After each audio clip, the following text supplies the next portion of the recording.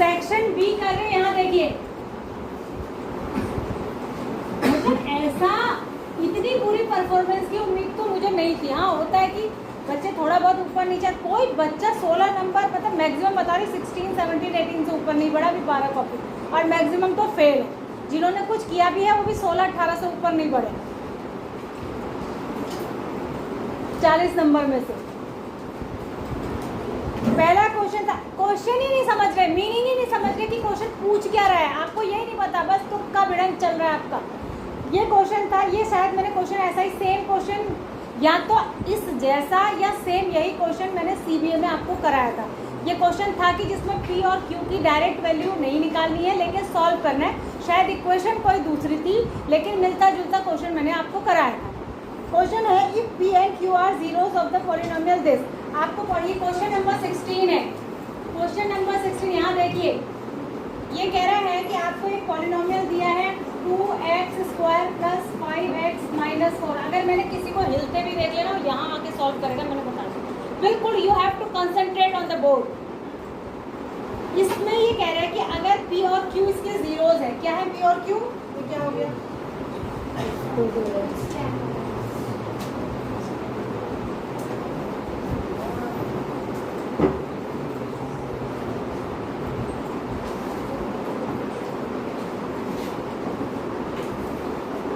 यहाँ देखो p और q इसके क्या है, जीरोज है।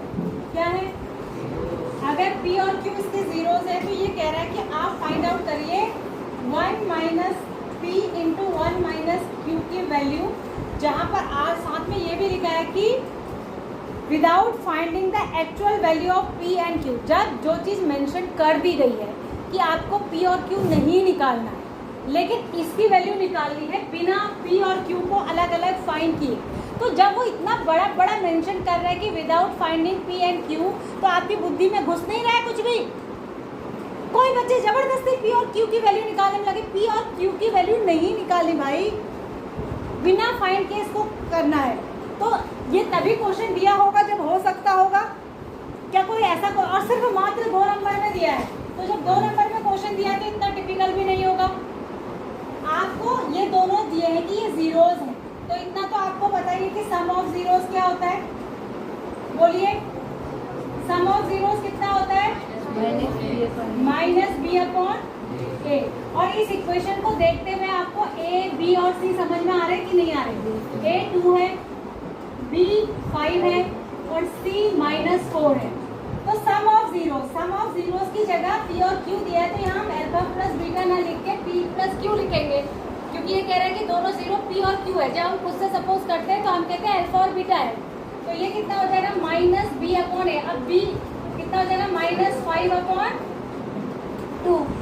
ठीक है, प्रोडक्ट ऑफ जीरोस क्या हो जाएगा, प्रोडक्ट क्या होगा, बोलिए c/a होता है, और इस हिसाब से प्रोडक्ट क्या होना चाहिए, b × q। c क्या है -4/a, क्या है 2, कितना आ गया -2। ठीक हो गया, यहाँ तक कोई दिक्कत आपको लग रही है भाई? जैसे ही उसने जीरोस का नाम लिया, इतना तो खुद ही दिमाग में आ जाना चाहिए कि पॉलिनोमियल से क्वेश्चन है, जीरोस की बात कर रहा है, तो इसमें एक ही कंसेप्ट तो है आपकी बुक में, सम ऑफ जीरोस और प्रोडक्ट ऑफ जीरो। और है क्या इसमें, इस चैप्टर में क्या कंसेप्ट है, जीरोस का और कौन सा दूसरा कंसेप्ट है बताइए? तो आपकी बुद्धि में खुद ही आना चाहिए कि सम ऑफ जीरोस और प्रोडक्ट ऑफ जीरोस से ही होगा, और दूसरी तो कोई चीज़ है ही नहीं इससे रिलेटेड। आपकी किताब में एक ही चीज़ तो दी है, तो क्या होगा, अब इसकी वैल्यू निकालनी है। तो सोचो, जब चीज़ खुद ही प्रोडक्ट में दी है तो आप इसमें और क्या कर सकते थे? जब ये इंटू ये दिया है तो इतना तो बुद्धि लगा लेते कि जब मल्टीप्लाई में दिया है तो मल्टीप्लाई करेंगे, और क्या करेंगे, और क्या करेंगे, तो क्या होगा, मल्टीप्लाई करेंगे, 1 का 1 से करेंगे 1 आएगा, 1 का -q से करेंगे -q आएगा, -p का 1 से करेंगे -p आएगा, -p × -q करेंगे तो +pq आ जाएगा, माइनस माइनस मल्टीप्लाई होकर प्लस। यहाँ पर माइनस कॉमन ले लेंगे तो ये q + p हो जाएगा, या इसको p + q भी कह सकते हैं, एक ही बात है। प्लस में किसी को भी पहले लिखो, किसी को ये हो जाएगा, बस ये मिल तो गया आपको। इसकी वैल्यू रख दीजिए, इसकी वैल्यू रख दीजिए, क्या दिक्कत है, ये आपके पास है, ये रही वैल्यू, और ये भी आपके पास है, ये रही है, तो क्या आएगा 1 - p + q की वैल्यू कितनी है -5/2, और p माइनस पी क्यू की वैल्यू कितनी है -2, तो 1 + 5/2 -2 एलसीएम ले लेंगे 1 मान के 2 1 जा 2 + 5 और 2 2 जा -4/2 5 और 2 7 7 में से 4 गए 3 3/2 इसकी वैल्यू हो जाएगी। इसकी वैल्यू थोड़ा तो सोचा करिए क्वेश्चन को, आपकी थिंकिंग वाली अप्रोच ही नहीं है। मेरी किताब में क्या दिया है, मैं इसमें कौन सा कंसेप्ट लगा सकता हूँ या लगा सकती हूँ, 4-6 कंसेप्ट तो है ही नहीं। Product of zero, sum of zero, एक ही चीज़ सिखाई गई है आपको क्लास 10th में, 10th के लेवल से, उसके अलावा कुछ है नहीं। 3 वाला भी आपका हट गया एक तरीके से, जो 3 zeros वाला है वो भी ना के बराबर, ये कोई एक आध क्वेश्चन पूछ ले जाए वैसे वो नहीं पूछा जाएगा। सिर्फ 2 zeros वाला कंसेप्ट है, उसमें प्रोडक्ट और यही तो आपको बताया गया सम। तो सबसे पहले तो आपके दिमाग में यही आना चाहिए ना कि अगर जीरोस की बात कर रहा है और एक इक्वेशन दी हुई है तो कंसेप्ट तो यही लगेगा, और क्या लगाएंगे। किसी बच्चे ने क्वेश्चन सही नहीं करा अभी तक, 12 कॉपी में से एक भी बच्चे ने, बता दीजिए 1 to 12 रोल नंबर किसी ने किया है क्वेश्चन ऐसे? किसी का आया था ये आंसर? अरे किसी का आया था? आपको अपना रोल नंबर तो पता है, 1 to 12 रोल नंबर किसी का आया था आंसर ये? हाँ ना बोलो। हर क्वेश्चन आपको टफ ही लगता है, टफ हो या नहीं हो सब। अच्छा जी चलो, ये तो फिर भी आप इतनी बुद्धि तो नहीं लगा सकते। अब आपने ये क्वेश्चन नंबर पहले 17 बता दूं, उसके बाद 18 बता दूं। ये क्वेश्चन नंबर 17 है। मुझे ये बताओ, 2 इक्वेशन दिए और ये इक्वेशन मोस्ट इंपॉर्टेंट इक्वेशन है, या इस टाइप की इक्वेशन बहुत बार पूछी जा चुकी है बोर्ड में भी, स्टैंडर्ड के एग्जाम में भी, बेसिक के एग्जाम में भी। ये इक्वेशन दिया है 449 और एक इक्वेशन और दी है 91x + 89 y = 451। बच्चे इसको सब्स्टिट्यूशन से करे पड़े भाई साहब। तुम ये सोचो बेटा, 2 नंबर का क्वेश्चन, कितने नंबर का है? 2 नंबर के क्वेश्चन में आपसे कितना टफ क्वेश्चन पूछ लेगा। आप ये सोचिए कि जब 2 नंबर का क्वेश्चन दिया है तो वो इजी होगा, इसीलिए 2 नंबर में पूछा गया। अगर इसमें ज़्यादा काम करना होता तो ये 2 नहीं 4 नंबर में पूछा जाता। इसमें अप्रोच लगेगी, आपने सोचना चाहिए। अब आप इसको ना तो कोई एलसीएम से करेगा, कोई सब्स्टिट्यूशन से करेगा, इस टाइप के बहुत सारे क्वेश्चन पूछे जाते हैं। कभी कभी 3-3 डिजिट का भी पूछा जाता है, 2 डिजिट का। इसको करने का तरीका सीख लो। इसको कहेंगे इक्वेशन नंबर 1, इसको कहेंगे 2। पहली बार में आपको इसको ऐड करना है, इक्वेशन 1 और 2 को प्लस कर दीजिए। इन दोनों को जब ऐड करेंगे तो कितना आएगा? 180 आएगा। 180x भाई 9 2 जा 18 होता है, यहाँ एक कम है, यहाँ एक ज़्यादा है, यहाँ 90 से एक कम है, तो ये वाला 1 इधर मिला लो तो 90 हो गया। ये 90 कितना हो गया? 180 हो गया। 180x प्लस यहाँ क्या आएगा? 180y, और यहाँ कितना हो जाएगा? 900। कितना हो जाएगा? 900। 180 कॉमन ले लीजिए, x + y बचेगा, इधर हो जाएगा 900। इसको उधर ले जाके माइनस कर देंगे। 180 से 900 5 से कट होता है, नीचे ले जाएंगे तो कट हो जाएगा। तो x + y = 5, ये पहली इक्वेशन हो गई। ठीक है, हो गई सिंप्लीफाई। अगली बार में इन दोनों इक्वेशन को माइनस कर देंगे। माइनस करिए, इसमें से ये माइनस करें, कितना आएगा? कितना आएगा जल्दी बताइए। -2 आएंगे। अरे -2 आएंगे। माइनस कितना सोच रहे हैं? मैंने कहा कितना आएगा तो सारी क्लास सोच रही है भाई सब, क्या पूछ लिया। अरे 91 में से 89 माइनस करना, उल्टा माइनस करना तो -2 आएगा। 2 का अंतर दिखाई नहीं दे रहा है। एक ने नहीं बोला कि मैम 2 आएगा, ये -2 ही बोल देते। -2 आएगा, -2x, यहाँ कितना आएगा? +2y, और इधर कितना आ जाएगा? 451 में और 449 में कितने का डिफरेंस है गधो? माइनस उधर ले जा लो, जैसा भी करना है। क्या हो जाएगा? 2 सब में कॉमन आ रहा है। अरे 2 कट गया, नहीं कटा? 2 कट गया, तो इसको पॉजिटिव बनाना है मुझे, तो उधर ले जाऊंगी, इसको इधर ले आऊंगी। मैंने x को अगर मैं प्लस कर दूं तो मुझे y को क्या करना पड़ेगा? माइनस, यानी मैं उधर ले जा रहा हूँ और इसको प्लस, यही होगा इक्वेशन नंबर। ये है इक्वेशन नंबर 3, ये हो गई 4। बस हो गया ये क्वेश्चन सॉल्व। अब x और y की वैल्यू नहीं निकलेगी आपसे, हैं? अरे निकलेगी कि नहीं? x - y = 2 है, x + y = 5 है। लो हो गया। 2x = कुछ गलत लिख दिया मैंने? 1 आएगा।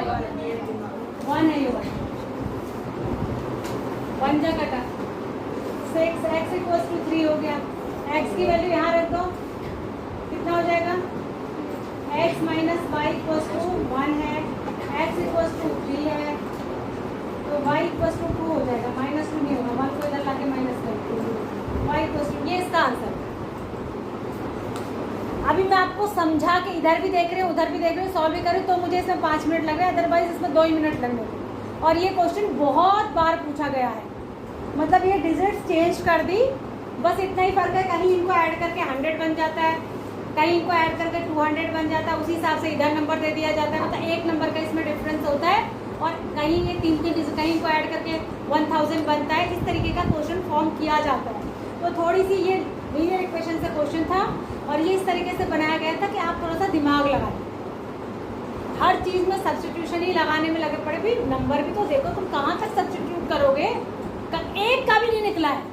जिसने भी सब्स्टिट्यूशन से किया है आधा क्वेश्चन किया सब्स्टिट्यूट करने तक, आधा भी नहीं कहेंगे उसको, 1/4, उससे आगे उन्होंने हाथ पैर जोड़ लिए, हमसे नहीं होगा भी नहीं, होगा भी नहीं, क्योंकि इतनी कैलकुलेशन करना तुम्हारे बस की बात नहीं। और तुम्हें सोचना चाहिए था कि इसमें इतनी कैलकुलेशन होती तो ये 2 नंबर में क्यों दिया जाता।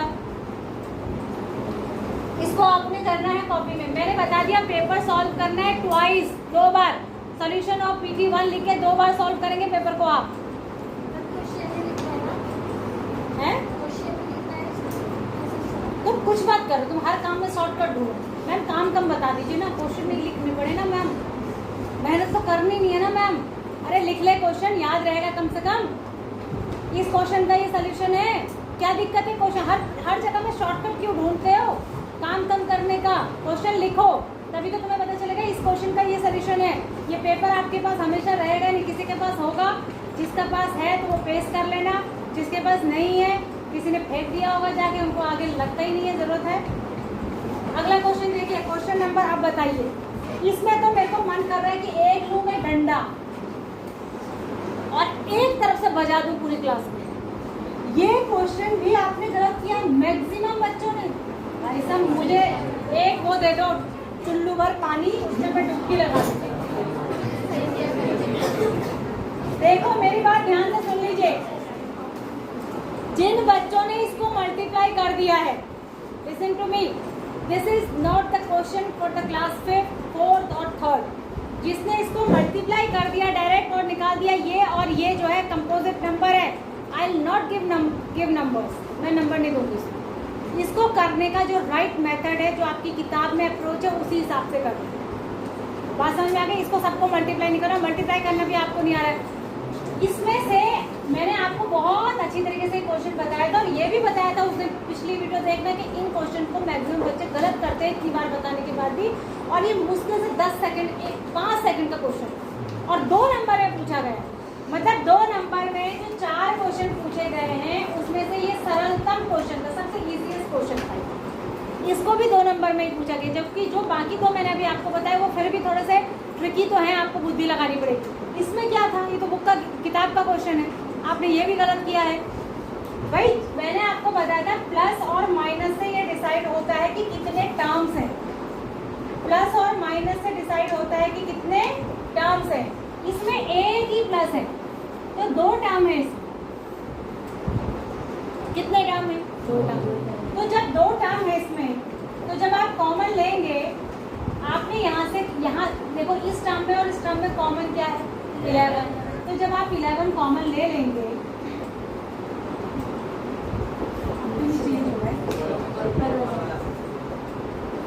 जब आप 11 कॉमन ले लेंगे तो यहाँ 7 ही तो बचेगा, और क्या बचेगा, 13 बच जाएगा इस टर्म में से। यहाँ से भी 2, ये 11 बाहर ही आ गया तो 2 बचेगा। इतना करना नहीं आ रहा है आपको, हैं? इतना करना नहीं आ रहा है। बच्चों ने बाहर 11 कॉमन लिया है, फिर भी अंदर भी 11 लिखा है। कॉमन जो चीज़ होती है वो बाहर आ गई, वो फिर अंदर क्यों आएगी? कॉमन का मतलब क्या होता है? What is the meaning of taking common? Common लेने का मतलब होता है डिवाइड करना,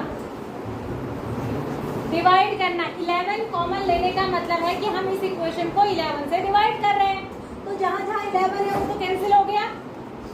अरे कैंसिल हो गया नहीं हो गया, इसका मतलब ये होता है एक्चुअली। अब हर चीज तुम्हें करके बताओ,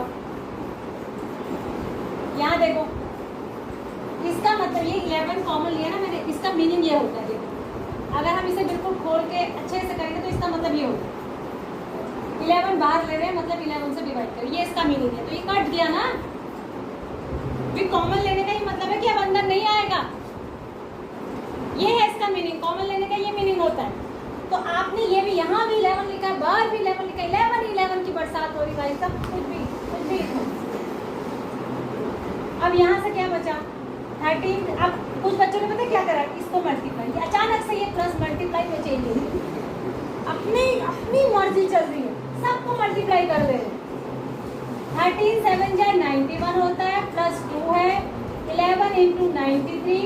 ये एक प्राइम नंबर है, ये एक कंपोजिट नंबर है क्योंकि 3 से डिवाइड होता है, आपको दिख रहा है। प्राइम और कंपोजिट का प्रोडक्ट हमेशा कंपोजिट आता है, ये आपको लिख देना कि product of prime into composite equals to composite number. अब आप इसको मल्टीप्लाई कर दे रहे हैं और फिर एक नंबर बड़ा सा निकाल दे रहे हैं और फिर कह रहे हैं कि भैया ये तो कंपोजिट है। इस बात के नंबर है 2। हाँ ऐसे ही बताया था मैंने क्वेश्चन, जैसे बताया था मुझे वैसे ही चाहिए आंसर भी। 1000 बार समझाया, जब ये चैप्टर चल रहा था बहुत अच्छे से समझाया। फिर उसके बाद चैप्टर 1 2 का हमने रिवीजन भी करा था। जब मैंने कहा था कि हम पूरे 5 चैप्टर रिवाइज करेंगे, हमने 1 या 2 रिवाइज करे, तो उसके बाद हम फिर सीबीए में लग गए थे। रिवाइज भी करा, फिर सीबीए में भी इसके क्वेश्चन करे।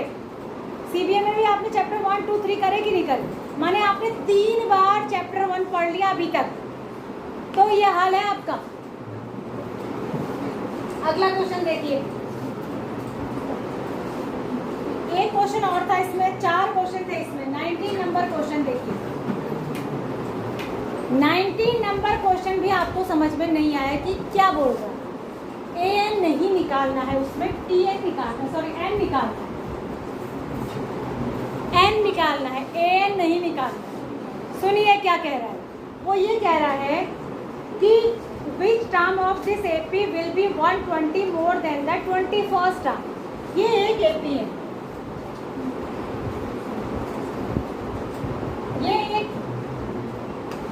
ये एक AP है। क्या है AP? 3, 15, 27, 39। ये आगे तक हमारे पास बस शुरू के 2 टर्म होने चाहिए, हमारे लिए उतना ही काफी। आगे कुछ और है। ये कह रहा है कि इस AP का कौन सा टर्म, यहाँ सुन लीजिए, कौन सा टर्म इसके nth टर्म से, सॉरी इसके 21 टर्म से, 21 टर्म से, 21st टर्म से 120 ज़्यादा होगा। इस एपी का, जब इस एपी को लिखते जाएंगे, इस एपी को लिखते जाएंगे तो इनफाइनाइट तक जा सकती है। तो इसका जो कौन सा टर्म होगा जो इसके 21वें टर्म से, इसका कुछ 21वां टर्म भी आएगा नहीं आएगा, भाई इसको कंटिन्यू करेंगे तो 21st टर्म कुछ आएगा। तो ऐसा कौन सा टर्म होगा आगे जाके जो इसके 21वें टर्म से 120 ज़्यादा होगा, ये पूछ रहा है। ठीक है, तो सबसे पहले तो आपको इसका 21वां टर्म ही पता होना चाहिए, तभी तो उससे 120 ज़्यादा कौन सा टर्म होगा ये बताओगे। तो इसमें फर्स्ट काम क्या था आपका कि आप A21 निकालते, क्या निकालते हैं A21, वो क्या हो जाएगा A + 20D। और उसके लिए आपको A और D चाहिए। A आपको दिख रहा है कि 3 है, D आपको 15 - 3 करेंगे तो 12 हो गया। तो ये हो गया A यानी 3 + 20 × 12, 3 + 240 यानी 243। अब कई बच्चों ने पता क्या किया है, यहाँ तक करा और इसको 240 ना लिख के, 243 ना लिख के कुछ और ही लिख रहे हैं। लिखते लिखते ही पागल हो जा रहे भाई, लिखते लिखते ही दिमाग पैदल हो जा रहा है। मतलब ऊपर तक ठीक भी कर रहे हैं, यहाँ पता नहीं क्या मन कर। और कईयों ने पता क्या करा है, इसको 120 लिख दिया, 120 = दिस। अरे जब 120 दिया ही है तो फिर हम निकाल क्या ले रहे हैं।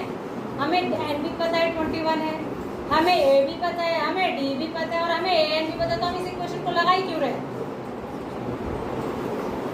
ये निकल गया आपका, यानी कि आपका जो 21st टर्म है, यहाँ देखो 21st टर्म है वो कितना निकला 243। इसमें 120 प्लस कर लीजिए, कितना आ गया 2 3 63। माने 363। तो ये जो 363 है ये कौन से नंबर का टर्म आएगा ये पूछ रहा है। ये an है और आपको n निकालना है कि इसका नंबर कौन सा होगा सीरीज में, ये बताना है। तो आपको फिर से वही रखना है an equals to a plus n minus 1 into d. an है 363, a है 3 प्लस n तो आपको पता ही करना है, d आपका 12 है। 363 इसको इधर ले आइए इक्वल टू 12n माइनस 12 को इधर आके प्लस कर दीजिए, कितना हो गया 360 प्लस 12। अच्छा कईयों ने क्या करा है, यहाँ तक भी करा है, बहुत बच्चों ने थोड़ी अकल लगा ली, उसके बाद इस 12 को इधर ले जाके माइनस कर दिया। 12 इधर माइनस का है तो इधर प्लस होगा कि नहीं। तो आपकी बुद्धि घास चलने रही है, मेरे से बताइए ये कितना आ जाएगा 372। तो n इक्वल्स टू कितना हो जाएगा अपॉन 12 31। 31st टर्म जो होगा वो 31वें नंबर का टर्म जो होगा वो इसके 21वें नंबर के टर्म से 120 ज्यादा होगा। 120 को ही रख दे रहे हो एन की जगह, कुछ भी मिल जाए। हंसी आ रही है तुम्हें, हंसी आ रही है तुम्हें, सर दीवार पे दे मारना चाहिए, अपना रोना चाहिए कि हमको कुछ नहीं आता। ये PT1 है, इसको मैं एक्सप्लेन कर रही हूँ, यहाँ पे मैं आपकी गलतियाँ बता रही हूँ, यहाँ पे मैं आपकी अप्रोच बता रही हूँ कि कितनी कैजुअल है। लेकिन सीधे बैठ जा, बिस्तर लगा लो यहीं पे, या नर्स रूम में चली जाओ, जाओ नींद आ रही है बहुत। तो किसी चीज में इंटरेस्ट नहीं है तुम्हें। बोर्ड एग्जाम जब कॉपी हाथ से चली जाएगी ना बोर्ड की, ना कोई तुम्हें ये बताने वाला है कि क्वेश्चन कैसे करना था, ना कोई ये बताने वाला है कि कौन सा क्वेश्चन गलत किया है, कौन सा सही किया है, और ना ही सुधार के लिए वो कॉपी तुम्हें दोबारा मिल सकती है लिखने के लिए। एक बार हाथ से निकली तो गई, फिर छप के आएंगे मार्कशीट में नंबर। तो ऐसा कैजुअल एटीट्यूड नहीं होना चाहिए। आपको अपना पहला जो एग्ज़ाम था ना PT1, आपको सोचना चाहिए था उसमें स्टार्टिंग के 2-3 चैप्टर आ रहे हैं जो बहुत इजी हैं, जो हमने पढ़ रखे हैं, जिसका हम 2-3 बार रिवीजन कर चुके हैं, कभी CBA के तरीके से, कभी कुछ और क्वेश्चन हम अभी टच में हैं उसके। ये शुरू के चैप्टर के टच में आप तब नहीं रहोगे जब मैं लास्ट के चैप्टर पढ़ा रही हूँ, आप इसको बिल्कुल वॉश आउट हो जाएगा आपके दिमाग से, क्योंकि रिविज़न का आपका है ही नहीं, अप्रोच ही नहीं, रिविज़न तो आप भूल ही जाइए कि करते हैं। ये था सेक्शन बी। अब आइए सेक्शन सी में। सेक्शन सी में आइए।